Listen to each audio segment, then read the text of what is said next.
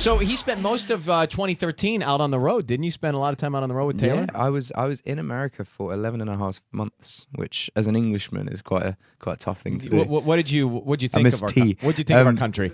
I love it. I love it. I lived in Nashville for 6 months. I lived in LA for 3 months, New York for 2, and yeah, it was good. Were you writing stuff while you were traveling, or were you giving it a break then? No, I wrote a lot of stuff. I wrote the whole of this next record. I wrote the whole of the next and the whole of the next. So yeah, it's How many have you done then? well, over the course of a year, I did around 120 songs. So we Ed Sheeran is done. He Done. can retire. I'm done. Done. But I heard Bob Marley's whole career was based off songs that he wrote in a 2-year period, and then Is that he just right? released them over his. And how lifetime. is it that you can come up with 100+ songs in a time span like that?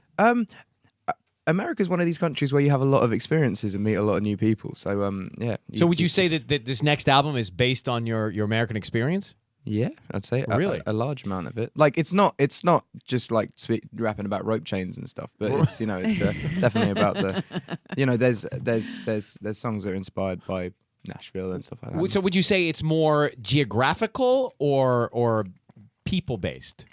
It's more people based. Yeah, it's more people based, and I took more influence from music here.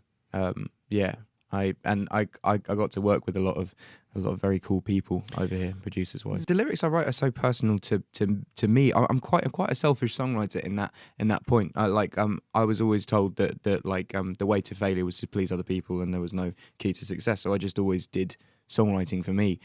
So when people say they relate to it, it's always a bit of a shock because you're so introverted with writing music that when you release a song, you don't really know how people are going to take it, and then they're like, "Oh, I went through the same experience," and it's a bit of a shock. Well, who do you think is the buffest, girthiest One Direction member?